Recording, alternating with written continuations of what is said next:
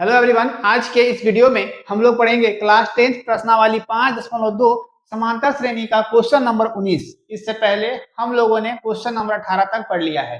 आज जो हम लोग क्वेश्चन करने जा रहे हैं, क्वेश्चन है सुब्बा राव ने 1995 में 5,000 रुपये के मासिक वेतन पर अपना कार्य आरंभ किया। एक सुब्बा राव जो है एक व्यक्ति हैं जो 1995 में अपना काम 5,000 रुपये मासिक आय से स्टार्ट किया। मतलब जब वो कंपनी ज्वाइन किए तो उनका जो पेमेंट था, मासिक वेतन था, वो 5,000 रुपया था और प्रत्येक वर्ष 200 रुपये की वेतन वृद्धि प्राप्त की और उसको हर साल 200 रुपया बढ़ते चला गया। किस वर्ष में उसका वेतन 7,000 हो गया? तो किस वर्ष में 7,000 उसका वेतन होगा? जैसे कि क्वेश्चन में बोला गया है, कोई व्यक्ति 1995 में कंपनी ज्वाइन करता है, उसको उस समय 5,000 रुपया मिलता है, लेकिन उसका हर एक साल 200 रुपया बढ़ते चला जाता है। जब 200 रुपया बढ़ते चला जाता है तो उसका किस वर्ष में उसका वेतन जो है 7,000 होगा। ठीक है, इस क्वेश्चन को हमको सॉल्व करना है।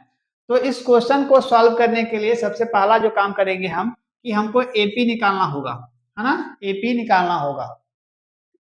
तो यहाँ पर प्रत्येक वर्ष में 200 रुपया बढ़ते चला गया। जैसे कि एपी अगर हम निकालेंगे तो पहला जब वो कंपनी ज्वाइन किया तो उसका कितना मासिक वेतन था? 5,000 रुपया था, 5,000 था। ठीक है, अब जब इसका 5,000 था तो प्रत्येक वर्ष हर एक साल कितना बढ़ते गया?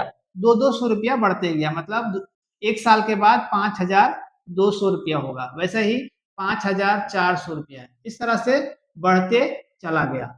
तो बोला गया है किस वर्ष 7,000 रुपया उसको पेमेंट मिलेगा। हाँ, कितना साल के बाद उसका वेतन 7,000 रुपया होगा, ये हमको निकालना है।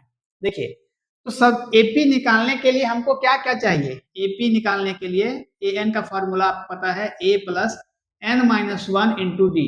इस फॉर्मूले को हम पुट करके हम इस क्वेश्चन को सॉल्व करेंगे। ठीक है, तो हम लोग जानते हैं कि ए कहने का मतलब प्रथम पद, तो ए हमारा कितना है? 5,000 है। मतलब जब वो कंपनी को ज्वाइन किया तो उसका पेमेंट कितना था? 5,000 रुपया था। अब हम यहाँ से इसका कॉमन डिफरेंस सार अंतर निकालते हैं। सार अंतर कहने का मतलब दूसरे पद को पहले पद से माइनस करते हैं। जैसे कि 5200 में से A2 माइनस A1, 5200 में से 5,000 को अगर हम माइनस करेंगे तो 200 रुपया हो जाएगा। ठीक है, तो इसका कॉमन डिफरेंस है वो 200 का है। ठीक है, अब हम क्या करेंगे, जब हमारा कॉमन डिफरेंस निकल गया तो यहाँ से एक चीज और निकालना है आपको, एन निकालना है। एन कितना होगा? 7,000 होगा। आखिरी का जो पद होगा वो 7,000 होगा। इस क्वेश्चन में ये बोला गया है कि किस वर्ष उसका पेमेंट 7,000 रुपया में जाकर के रुकेगा, है ना, या फिर होगा। तो यहाँ पर सब हमारा निकल गया। अब हम सिर्फ और सिर्फ हमको इस क्वेश्चन में क्या फाइंड करने के लिए बोला गया है? एन फाइंड करने के लिए बोला गया है। एन हमको नहीं पता है। ठीक है, जब एन पता नहीं है तो हम ए एन का फॉर्मूला यूज करके A N equal to A plus n-1 into D का फॉर्मूला यूज करेंगे। अब यहाँ से ए एन का वैल्यू कितना है? 7,000, 7,000 पुट कर दिए। ए का वैल्यू कितना है? 5,000 है, 5,000 पुट कर दिए। यहाँ से एन हमको नहीं पता और डी कितना है? डी है 200।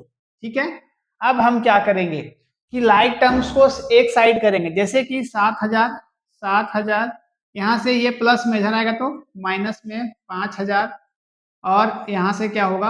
इक्वल टू, यहाँ से 200 को n से मल्टीप्लाई करेंगे, 200 को 1 से मल्टीप्लाई करेंगे, 1 से मल्टीप्लाई करेंगे। 200, 200 n और यहाँ से माइनस 200। क्या किए हम? इन दोनों से इसको मल्टीप्लाई कर दिए। ठीक है, इसके आगे साइन माइनस का है तो माइनस हम लोग यूज किए हैं।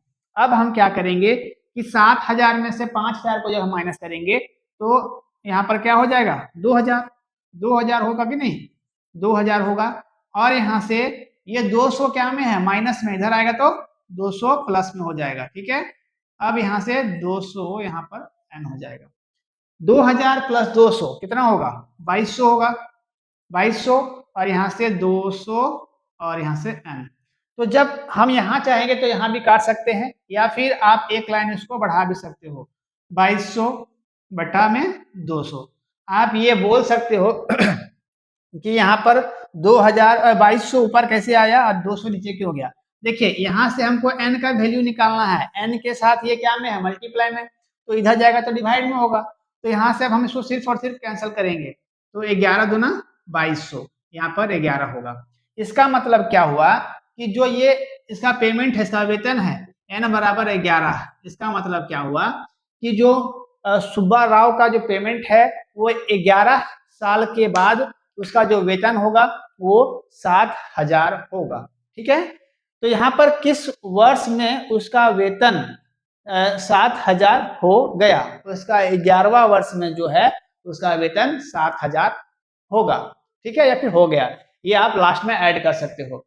तो हमको इस क्वेश्चन में क्या समझ में आया कि कोई व्यक्ति अगर 1950 में कंपनी को ज्वाइन किया, उस समय उसका पेमेंट 5000 रुपया था, तो हर एक साल उसका पेमेंट 200 रुपया बढ़ते चला गया, तो जो उसका 11 साल में पेमेंट होगा वो 7000 रुपया होगा। इस क्वेश्चन को आप स्टेप बाय स्टेप बनाओगे तो आपको पूरा ये समझ में आएगा, कहीं भी आप स्किप नहीं करोगे, हर एक लाइन को डिटेल में बनाओगे। कहीं भी दिक्कत होता है बेझिझक आप लोग कमेंट कर सकते हो, वहाँ डिस्क्रिप्शन में मेरा नंबर भी शो हो रहा है, वहां से भी आप मुझसे कांटेक्ट कर सकते हो।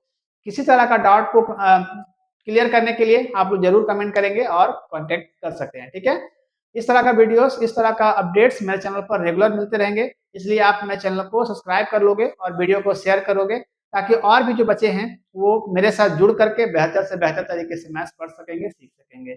मिलते हैं अगले वीडियो में, तब तक थैंक यू, टेक केयर, जय हिंद।